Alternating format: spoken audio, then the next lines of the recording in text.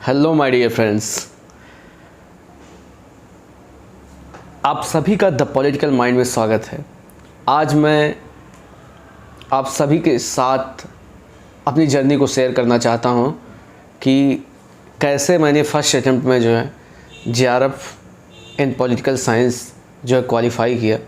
आखिर मेरी जर्नी क्या रही और मैं एक पूरी कोशिश करूंगा कि अपनी जर्नी को पूरी ईमानदारी के साथ आप सभी के साथ शेयर कर सकूं और जिससे कि आपको कुछ प्रेरणा मिल सके, क्योंकि अभी हाल ही फ़िलहाल में एनटीए ने जो है अपने फॉर्म्स को रिलीज़ किया है and may be within 2 months और maximum 2.5 months they are going to conduct the examination.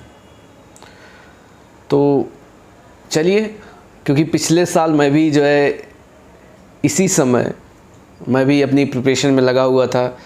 ये मे बी आपका मई स्टार्ट हुआ था और मैंने भी जो है जेआरएफ के बारे में सोचना शुरू किया था कि आखिर मुझे जो है इस बार जेआरएफ देना है। उम्मीद करता हूँ कि आप सभी को मेरी ये जो जर्नी है वो पसंद आएगी और आपको कुछ प्रेरणा ज़रूर मिल सकेगी। तो चलिए मैं अपनी इस जर्नी को स्टार्ट करता हूँ। सबसे पहले तो मैं अपने बारे में बताना चाहता हूँ। मेरा नाम विकास कुमार है।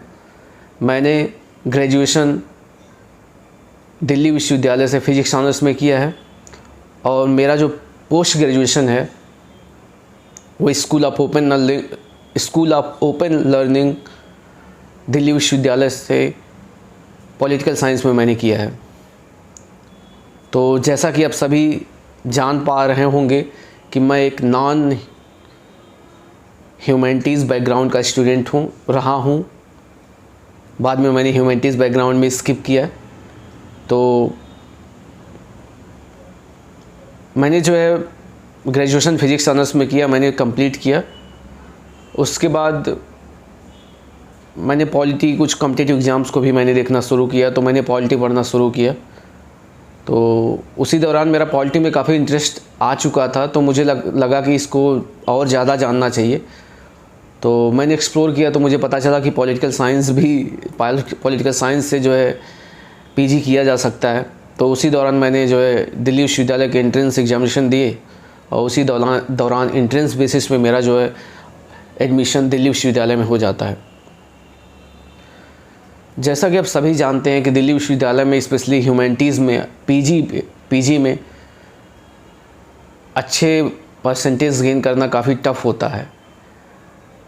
तो मेरे लिए तो सबसे पहला ही चैलेंज ये था कि मैं पीजी में जो है अच्छे मार्क्स के साथ जो है या अच्छे परसेंटेज के साथ पीजी कर सकूं, जिससे कि एटलीस्ट 55% तो मेरा मिनिमम बने, जिससे कि मैं जो है नेट के लिए एलिजिबल हो सकूं। तो मैंने जब पीजी में एडमिशन लिया तो मेरा पहला उद्देश्य यही था कि मुझे सबसे पहले तो पीजी अच्छे से करना है। तो मैंने तो पूरा अपना जो कंसंट्रेशन था वो मैंने पीजी पे ही फोकस किया। मेरे लिए सब कुछ नया था, क्योंकि आप जैसा जानते होंगे पीजी लेवल पे आपके western political thought, Indian political thought, ये सब चीज़ें ज़्यादातर पीजीबी लेवल पे नहीं कवर करवाई जाती हैं। वहाँ पे पॉलिटिकल थ्योरी था, आपका इंडियन पॉलिटिकल थॉट था, आईआर था, काफ़ी पेपर्स थे वहाँ पे। लेकिन जो हमारा पहला सेमेस्टर का जो पेपर था वहाँ पे हमने जो है आपका आईआर का एक पेपर था, हमारा पॉलिटिकल थ्योरी का एक पेपर था, पॉलिटिक्स इन इंडिया का एक पेपर था एंड इंडियन पॉलिटिकल थॉट का एक पेपर था।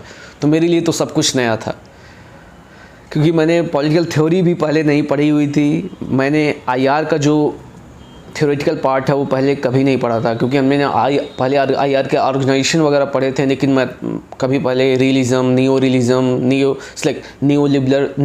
लिबरल इंस्टीट्यूशंस, ये पहले मैं इन सभी चीज़ों से वाकिफ़ नहीं था। तो मेरे लिए सब कुछ तो नया था। तो मेरा पहला कोशिश था कि मैं किसी तरह इन कॉन्सेप्ट को समझूं।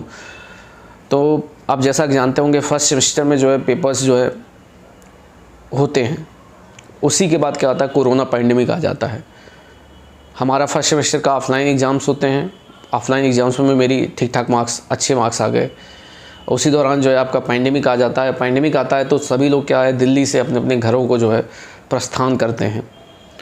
तो मैं भी अपने घर चला गया था। तो उसी दौरान उसके बाद मैंने ऑनलाइन क्लासेस अटेंड करना शुरू किया, क्योंकि DU जो है ऑनलाइन पूरा ऑनलाइन मोड में हो गया था। आपकी क्लासेस पूरी ऑनलाइन मोड में चली हैं। यहाँ पे क्लासेस होती हैं, ये बहुत अच्छी बात है, और बहुत अच्छे क्वालिटी टीचर्स हैं।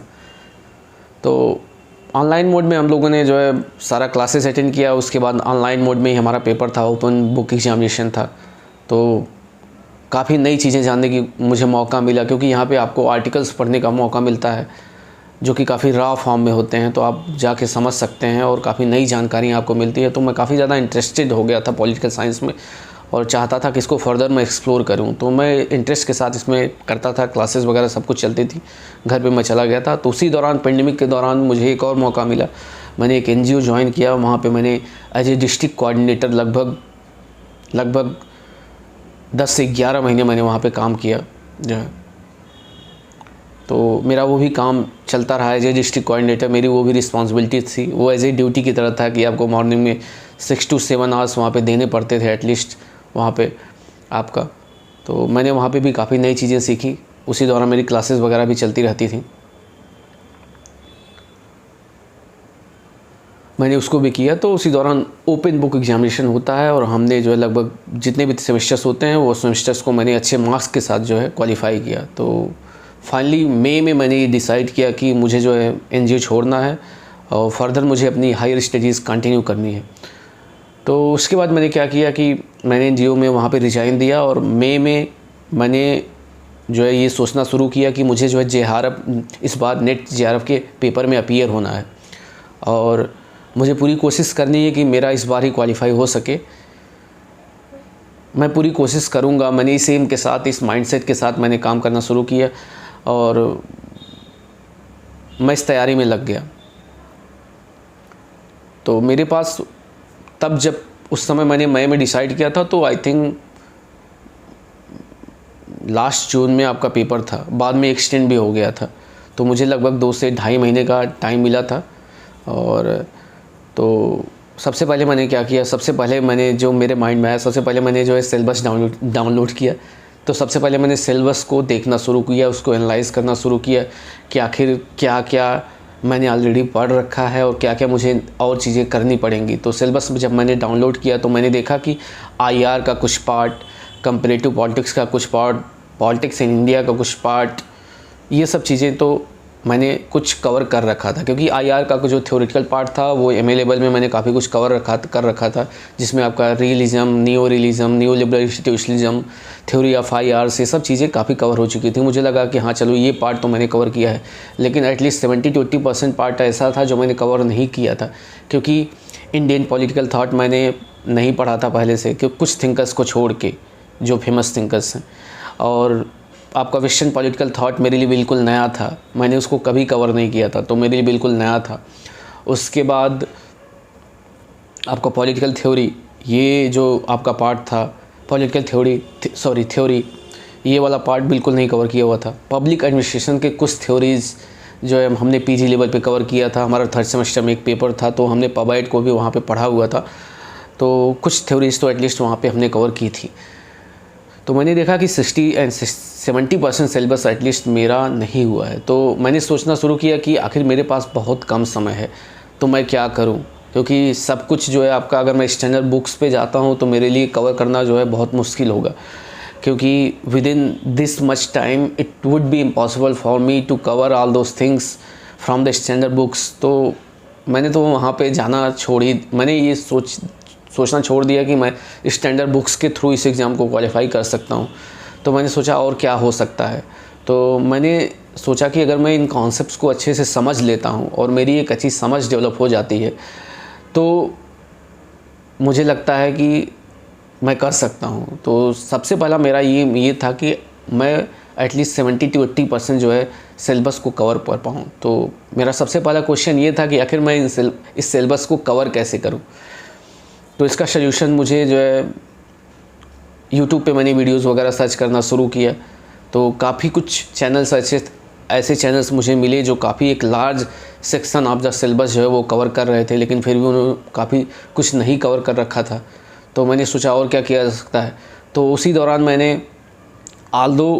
उस समय जब मैंने ये डिसाइड किया तो लगभग 2 महीने का टाइम था।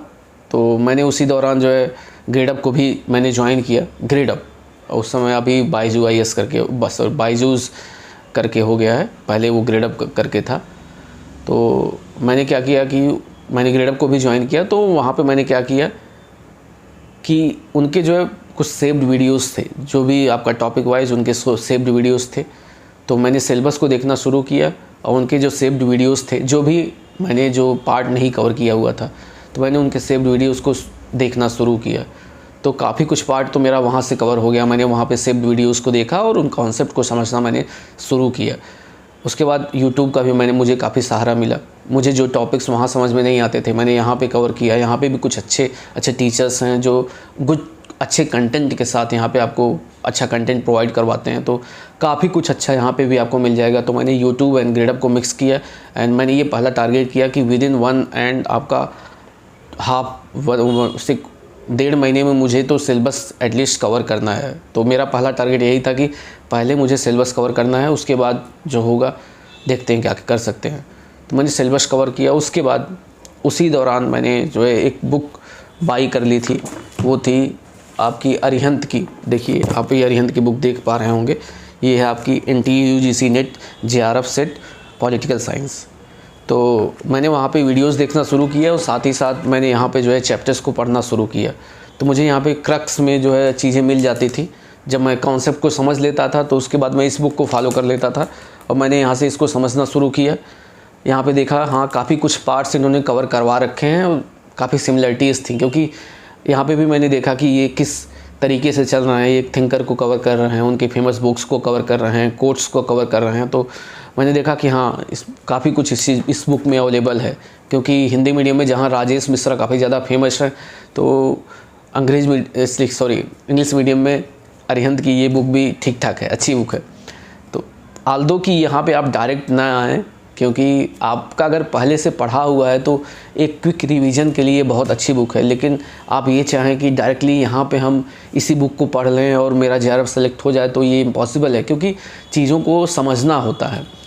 और जो चीज़ें इसमें लिखी गई हैं उन चीज़ों को आप बिना एक समझे हुए पहले से, या उस टॉपिक को डिटेल में बिना पढ़े हुए आप चीज़ों को समझ नहीं पाएंगे और वहाँ पे आपको लर्न करने में काफ़ी ज़्यादा प्रॉब्लम्स होंगी। तो इसलिए बेहतर होगा कि अपनी अंडरस्टैंडिंग पावर को डेवलप करें। अब उस अंडरस्टैंडिंग पावर को डेवलप करवाने में आप किसी टीचर की मदद ले सकते हैं, साथ ही साथ आप यूट्यूब की भी मदद ले सकते हैं, क्योंकि YouTube is like a revolution. अभी एक रिवोल्यूशन जो गोइंग ऑन हो रहा है। काफ़ी कुछ अगर आप सीखना चाहते हैं तो यूट्यूब पे लगभग सारी चीज़ें अवेलेबल हैं। ग्रेडअप ने भी काफ़ी वीडियोस डाल रखे हैं वहाँ पे, काफ़ी चैनल्स वहाँ पे हैं जो अपने वीडियोस को वहाँ पे डालते हैं। आप सर्च करेंगे, जैसे ही आप कोई टॉपिक आपको नहीं आता है, या आप सिलेबस में क्या करिए कि आपको सिलेबस आपने उठाया, आपको कोई टॉपिक समझना है, आप वहाँ पे जैसे ही सर्च करेंगे सर्च बॉक्स में, तो जो भी आपके फेमस वीडियोज़ हैं या जो अच्छे ट्यूटर्स हैं उनका जो है आपको सर्च बॉक्स में उसके बाद आपका रिजल्ट आ जाएगा। तो आप उनको देखिए, 2-3 जो ट्यूटर्स हैं उनको आप देखिए, उसमें से आप देखिए, डिसाइड करिए कि हाँ मुझे किसका ज़्यादा बेहतर लग रहा है या कौन ज़्यादा अच्छे से समझा पा रहा है कॉन्सेप्ट्स को, उसको फॉलो कर लीजिए। उसके बाद उसके नोटिफिकेशन आते रहेंगे, आप बस फॉलो करते रहिए, नोटिफिकेशन आते रहेंगे।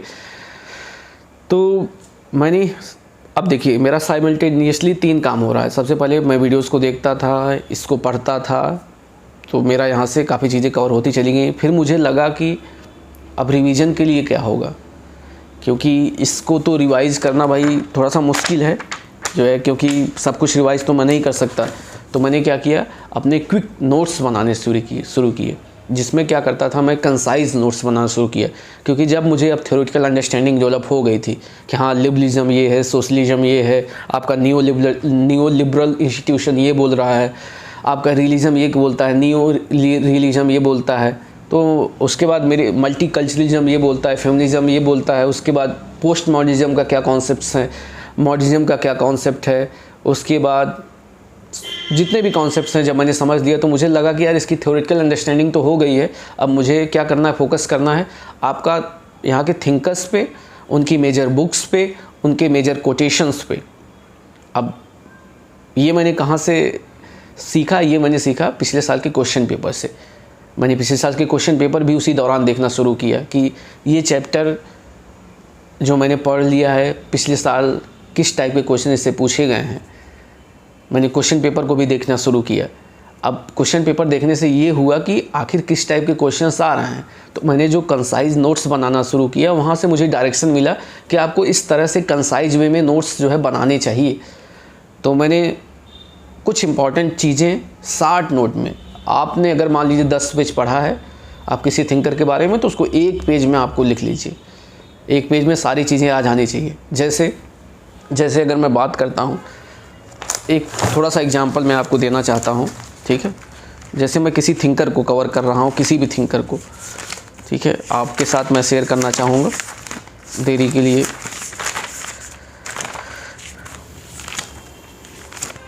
जैसे मैं कवर कर रहा हूँ थॉमस हॉब्स को, तो सबसे पहले मैं क्या करूँगा कि थॉमस हॉब्स के आपके जो भी थॉमस हॉब्स के मेजर आइडियाज़ थे, ठीक है, क्या मेजर आइडियाज़ इनके थे, इनकी आइडियोलॉजी क्या थी, ये किससे प्रभावित थे, ठीक है, गैलीलियो से प्रभावित थे, रेने डिस्कार्ट से प्रभावित थे, क्या क्या वो क्यों प्रभावित थे, मेजर आइडियाज़ मैंने उन चीज़ों को लिख लिए। उसके बाद मैंने देखा कि आखिर इनकी बुक्स क्या क्या हैं, उनकी जो मेजर बुक्स थी। जैसे आपका हॉब्स की मेजर बुक्स क्या हैं, आपकी डी साइब है, डी कॉर्पोरी है, डी होमाइन है, लेवियाथन है, ये सब हॉब्स की काफ़ी मेजर बुक्स हैं। तो उसके बाद मैंने बुक्स को कवर किया। फिर उसके बाद मैंने हॉब्स के मेजर कोट्स क्या क्या थे, उनकी सेइंग क्या क्या थी। तो एक चीज़ आप जानिए कि अब 3 चीज़ों को मैंने कवर कर लिया। तो हॉब्स को अगर जानना है तो देखिए, अगर वो लार्जर लेवल पे आपको हॉब्स को जानना है तो उनके जो फेमस कोट्स हैं, ठीक है, जब उन फेमस कोट्स को आप जान जाएंगे तो कहीं ना कहीं आप वहाँ से थिंकर के माइंड में घुस रहे हैं कि अगर इसने बोला, हॉब्स ने क्यों बोला, ये उनके कोटेशन है। आप उसकी कोटेशन से उसकी थ्योरी तक जा सकते हैं, उसको प्रिडिक्ट कर सकते हैं कि हाँ ये ऐसा सोच रहा होगा इसलिए इसने ऐसा बोला। तो आप कोट्स पे काफ़ी ज़्यादा फोकस करिए, क्योंकि कोट्स से क्या है कि आप थिंकर के माइंड में जा रहे हैं, उसको सोचने की कोशिश कर रहे हैं, ठीक है। जैसे हॉब्स ने ही शायद बोला था I and fear were born together, तो अब यहाँ से क्यों बोला उसने, मैं और फियर को कैसे वो अटैच कर रहा है, ठीक है। तो इन सब चीज़ों को आप समझने की कोशिश करिए। तो मेरा उद्देश्य ये था कि मैं अगर मान लीजिए मैं हॉब्स को कवर कर रहा हूँ तो मेरा उद्देश्य रहेगा उसकी आइडियोलॉजीज़ क्या हैं, उसको शॉर्ट फॉर्म में लिख लेना, उसकी मेजर बुक्स क्या हैं शॉर्ट फॉर्म में विथ डेट, एंड अगर आप कुछ उस बुक की डिटेल लिख सकें तो उस बुक की डिटेल भी लिखिए कि आखिर उस बुक में क्या है, what is this book is all about, ये बुक क्या बताना चाहती है, उस चीज़ों के बारे में भी वहाँ पे आप लिख लीजिए। ये शॉर्ट फॉर्म में होना चाहिए और ये आपकी विदिन 1 और 2 पेज में हो जाना चाहिए। आप कोशिश करिए बोथ साइड 2 पेज हो गया, वहाँ पे आप उनकी आइडियोलॉजी, उनकी बुक्स और उसके मेजर कोट्स, इन चीज़ों को लिख लीजिए। और एक बात और यहाँ पे ध्यान दीजिए कि जब हम जैसे पॉलिटिकल थिंकर्स को पढ़ रहे हैं तो आप प्लेटो अरिस्टोटल को साथ पढ़िए, ठीक है, आप जो है हॉब्स लॉक रूसो को एक साथ पढ़िए। इससे क्या होगा, आपकी एक कंपैरेटिव स्टडी हो पाएगी कि आखिर प्लेटो अरिस्टोटल में क्या समानता है, क्योंकि कहीं न कहीं कुछ समानताएं हैं, कुछ विभिन्नता है इन दोनों में, लेकिन ये दोनों थिंकर्स साथ साथ चलते हैं। तो आप एक साथ एक कंपैरेटिव स्टडी करने की कोशिश करिए कि आप प्लेटो, अरिस्टोटल, मैकियावेली, इन सब चीज़ों तीनों लोग को साथ लेके चलिए। मैं तो बोल रहा हूँ तो आपको काफ़ी ज़्यादा सिमिलरिटी और डिससिमिलरिटीज़ भी यहाँ पे मिल जाएंगी, ठीक है। जैसे हॉब्स को पढ़ रहे हैं तो हॉब्स को आप बिल्कुल एक आइसोलेशन में मत पढ़िए, हॉब्स को आप लॉक एंड रूसो के साथ पढ़िए कि हॉब्स ये बोल रहा है, लॉक ये बोल रहा है स्टेट के बारे में, रूसो ये बोल रहा है स्टेट ऑफ नेचर के बारे में। हॉब्स का जो सोशल कॉन्टेक्ट, जो आपका ये तीनों सोशल कॉन्टेक्ट थिंकर्स हैं, हॉब्स, लॉक, रूसो, तो इनका सोशल कॉन्टेक्ट में क्या डिफरेंसेस हैं, वो सोशल कॉन्टेक्ट क्यों कर रहा है, वो सोशल कॉन्टेक्ट क्या कर रहा है, वो सोशल कॉन्टेक्ट अब क्या बोल रहा है, स्टेट ऑफ नेचर के बारे में तीनों क्या बोल रहे हैं, तीनों ह्यूमन नेचर के बारे में कैसे प्रिडिक्ट कर रहे हैं कि ह्यूमन नेचर कैसा है, हॉब्स क्या बोल रहा है, लॉक क्या बोल रहा है, रूसो क्या बोल रहा है। तो एक कंपैरेटिव स्टडी आपको करने की यहाँ पे ज़रूरत है, ठीक है। तो जैसे जस्टिस के बारे में आप कवर कर रहे हैं तो आप एक कंपैरेटिव स्टडी करिए, ठीक है। अब ये हो गया आपके जितने थिंकर्स के बारे में हो गया। अब पॉलिटिकल थ्योरी आप पढ़ना चाह रहे हैं तो पॉलिटिकल थ्योरी में भी जो मेजर थ्योरीज़ हैं आपकी सोशलिज्म हो गई, लिबरलिज्म हो गई, आपकी कंजर्वेटिज्म हो गई, आपकी इकोलॉजिज्म हो गई, आपकी फेमिनिज्म हो गई। तो यहाँ पे आपको क्या करना है, सबसे पहले तो थ्योरी को कवर करना है। थ्योरी को कवर करने के बाद आपको क्या करना है कि what is this theory is all about, what are the different forms of this theory, अलग अलग फॉर्म्स क्या हैं थ्योरी की, इन सब चीज़ों को कवर करना है। उसके बाद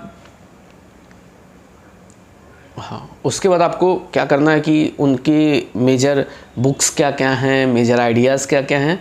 इसी तरह से आप सेम टू सेम फेमिनिज़म को आप कवर कर रहे हैं। What is feminism is all about, what is the different generations of the feminism. जैसे फर्स्ट जनरेशन ऑफ फेमिनिज़म क्या बात करता है, उसके मेजर थिंकर्स क्या हैं। सेकंड जनरेशन ऑफ फेमिनिज़म क्या बात करता है, उसके मेजर थिंकर्स क्या है। थर्ड जनरेशन ऑफ फेमिनिज़म क्या है, वो क्या बात करता है। Fourth generation of feminism which is currently going on, वो क्या बात करता है इसमें, वो आखिर इसमें क्या डिफरेंसेस हैं। And which are the major thinkers which are related to the first generation of the feminism, which are the liberal feminism, which are the radical socialist feminism, and तो इन सब चीज़ों को बारे में आपको जानना होगा कि वो थिंकर्स क्या हैं, उन थिंकर्स की भी फेमस बुक्स क्या हैं, पर्सनलाइज पॉलिटिकल जो आइडिया है वो किससे रिलेटेड है, किसने इसको प्रोनाउंस किया, किसने इसको पॉपुलराइज किया। द सेकेंड सेक्स जो आपकी बुक है किसने लिखा है आपका, ठीक है। साइमन de Beauvoir क्यों फेमस हैं आपकी, ठीक है। तो आपका इस तरह से आपको जो है प्रिपरेशन करनी है, ये आपका माइंडसेट रहना चाहिए। इसी तरह आपका क्या है, आप शार्ट नोट्स सारे जितने थ्योरीज हैं उनको बना लीजिए। यही अप्रोच आप जो है अपनाइए पब्लिक एडमिनिस्ट्रेशन में। देखिए public administration is one of the most important section of this paper, या बोल सकते हैं most important, one of the most important. And now days public administration is very very much important. सब काफ़ी questions आपको specially different जो आपके entrance examination होते हैं पीएचडी के लिए, वहाँ पे आप देखेंगे कि पब्लिक एडमिनिस्ट्रेशन एक बहुत इंपॉर्टेंट पार्ट वहाँ पे है। आप जेआरएफ का एग्ज़ाम देंगे, पबैड जो है बहुत डिसाइडिंग फैक्टर है, होने वाला है, one of the most deciding factor पबैड आपका।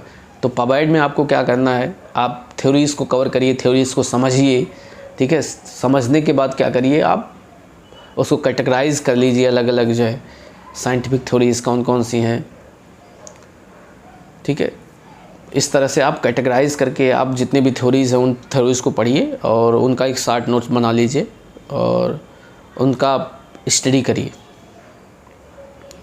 अब आपने शॉर्ट नोट्स बना लिए, ठीक है। एक बात आपको यहाँ पे ध्यान रखने की ज़रूरत है कि जब भी आप शॉर्ट नोट्स बनाएं तो आपका रिवीजन पैरेलल चलना चाहिए। इसका मतलब है कि शॉर्ट नोट्स आप अगर बना रहे हैं तो जैसे कि आप शॉर्ट नोट्स बना रहे हैं तो शॉर्ट नोट्स में क्या करिए कि आपने शॉर्ट नोट्स बनाया तो उसको कल रिवाइज़ करिए। आपने कल जो शॉर्ट नोट्स बनाया उसको आगे रिवाइज़ करिए। शॉर्ट नोट्स आप इसकी मदद ले सकते हैं, इस बुक की मदद ले सकते हैं आप शॉर्ट नोट्स बनाने में, काफ़ी हेल्पफुल है। मेरे लिए काफ़ी ज़्यादा हेल्पफुल साबित हुई ये बुक, तो मैं आपको बताना चाहता हूँ। तो अब ये आपका धीरे धीरे आपने लगभग 70-80% सिलेबस आपने कवर कर लिया है, ठीक है। 70-80% जब आपने सिलेबस कवर आपने कर लिया है तो आपको केवल एक बात पे ध्यान देना है, सॉरी 2 बातों पे। एक तो रिवीजन पे, ठीक है, रिवीजन पे आपने ध्यान देना शुरू किया, ठीक है, रिवीजन पे ध्यान देना शुरू किया तो आपने रिवाइज करना शुरू किया। साथ ही साथ क्वेश्चन पेपर आप जितना से ज़्यादा आप क्वेश्चन पेपर लगा सकते हैं उतना होगा। देखिए जब क्वेश्चन पेपर आप सॉल्व करते हैं, कोई भी क्वेश्चन पेपर हुआ आप उठा लीजिए, आप किसी भी यूनिवर्सिटी का उठा लीजिए, उसका आपका एंट्रेंस एग्जामिनेशन का पेपर आप उसको लगा लीजिए, बीएचयू का करिए, जेएनयू का करिए, डीयू का करिए, जितने भी आपके जेआरएफ के पेपर्स हैं उसको करिए। इससे होगा क्या कि आपका सबसे पहले आपको नए क्वेश्चन से आप रूबरू होंगे, साथ ही साथ आपका एक बहुत अच्छा रिवीजन होगा क्योंकि आप रिकॉल करने की कोशिश करेंगे कि ये किसने बोला था, वो किसने बोला था। उसके बाद फिर से जब आप अपने शॉर्ट नोट्स पे जाएंगे तो वहाँ आपको बहुत अच्छे से लर्न हो जाएगा जो चीज़ें, क्योंकि आप क्वेश्चन पेपर के माध्यम से किसी कॉन्सेप्ट को जब आप देख लेते हैं तो वो जो कॉन्सेप्ट है, वो जो फैक्ट है, वो आपके दिमाग पे छप जाता है, वो भूलता नहीं है। जब आप उसको गलती करते हैं तो यार वो बाद में याद रह जाता है कि हाँ मैंने ये गलती की थी। तो 2 काम करना है, रिवीजन एंड आपके पिछले साल के क्वेश्चन पेपर है, ठीक है। इन 2 चीज़ों को आपको करना है और यही 2 चीज़ें जो है सफलता के लिए सबसे ज़्यादा ज़रूरी हैं। Revision and revision revision revision plus जितने अधिक क्वेश्चन पेपर आप लगा सकें। तो ये थी मेरी जर्नी, जो है मैंने कैसे जो है कवर किया चीज़ों को। मैंने रिवीजन पे बहुत ज़्यादा फोकस किया, मेरा एक ही एम था, दूसरा 60 नोट्स। इन दो चीज़ों पे मैंने बहुत ज़्यादा फोकस किया, जो कि एग्ज़ाम में बहुत महत्वपूर्ण भूमिका निभाते हैं। ठीक है, और पेपर 1 के बारे में भी मैंने ज़्यादा बात नहीं किया है, मैं किसी नई वीडियोज़ में पेपर 1 के बारे में बात करूँगा। थोड़ा सा बात करना चाहूँगा पेपर 1 के बारे में। Paper 1 is understanding come fact based and paper 2 is fact come understanding based. जहाँ पे पेपर 2 आपका पॉलिटिकल साइंस पर, वहाँ पे fact is a deciding factor, तो पेपर 1 में understanding is the deciding factor. Paper 2 में आपको जो क्वेश्चंस मिलेंगे पेपर के दौरान, वो ज़्यादा से ज़्यादा जो क्वेश्चंस होंगे वो कहीं ना कहीं आप देखे हुए होंगे, वो पहले कभी न कभी कहीं ना कहीं पूछे गए हैं किसी तरीके से, लेकिन पेपर 1 के जो क्वेश्चंस होंगे वो ज़्यादातर आपके लिए नए होंगे। तो पेपर 1 में मेरी आपको सलाह है कि वहाँ पे अंडरस्टैंडिंग के साथ जाइए, वहाँ पे आप इस एक्सपेक्टेशन के साथ मत जाइए कि मैंने जो पढ़ा हुआ है वही आएगा। वहाँ पे आपके काम आएगी तो कुछ वो है अंडरस्टैंडिंग। अगर आपने कॉन्सेप्ट्स को अच्छे से समझा है तो आप वहाँ पे क्वेश्चन को करने में सफल हो जाएंगे, और अगर आपने कॉन्सेप्ट्स को अच्छे से नहीं समझा है तो आप असफल हो पाएंगे, वहाँ पे असफल हो जाएंगे, क्योंकि क्वेश्चंस बिल्कुल नए होंगे। ठीक है, तो वहाँ पे आपका जो गेस वर्क होगा वो आपका अंडरस्टैंडिंग बेसिस पे होगा कि आपको कितना अच्छे से आपने उस कॉन्सेप्ट को समझा है।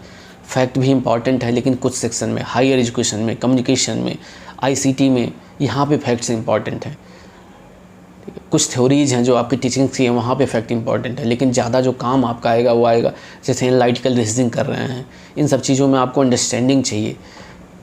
ठीक है, आप कंप्रिहेंशन कर रहे हैं, आप कितना अच्छी आपकी स्पीड है, इस बात पे डिपेंड करता है आपने कितना प्रैक्टिस किया है। तो कोशिश आप करिए कि कुछ न्यूज़पेपर के जो एडिटोरियल्स है उसको पढ़ने की कोशिश करिए, साथ ही साथ कुछ पिछले जो सालों के कंप्रिहेंशंस हैं उनको सॉल्व करने की कोशिश करिए, क्योंकि comprehension is also one of the most deciding factor in this examination.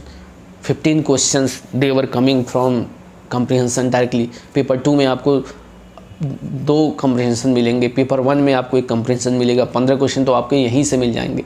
तो कोशिश करिए कि यहाँ पे बिल्कुल आपका क्वेश्चन बिल्कुल, मतलब यहाँ पे 15 के 15 आप क्वेश्चन कर सकते हैं अगर आपने कंप्रिहेंशन को अच्छे से कवर किया है, क्योंकि they are the one of the most deciding factor.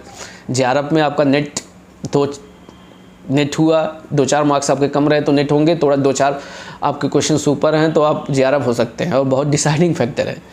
तो आप कभी भी अपना लूज हैंड मत छोड़िए, अंडरस्टैंडिंग पे फोकस रखिए। Whole coverage of the syllabus आप कोशिश करिए किया जाए, लेकिन सबसे पहले जो सिलेबस के कुछ जो इम्पॉर्टेंट सेक्शन है उसको कवर किया जाना चाहिए। जैसे पेपर 2 का जो आपका इम्पॉर्टेंट सेक्शन है, पॉलिटिकल थ्योरीज हो गई, आपका पॉलिटिकल थॉट हो गया, ठीक है, उसके बाद पब्लिक एडमिनिस्ट्रेशन हो गया, कंपैरेटिव पॉलिटिक्स भी इंपॉर्टेंट है।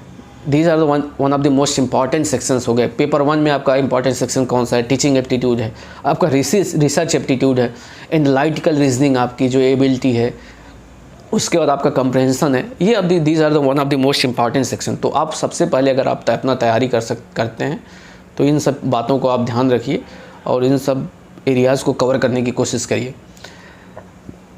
चलिए, एट लास्ट मैंने अपनी जर्नी को बता दिया, अब अपना मैं फ्यूचर प्लान बताना चाहता हूँ।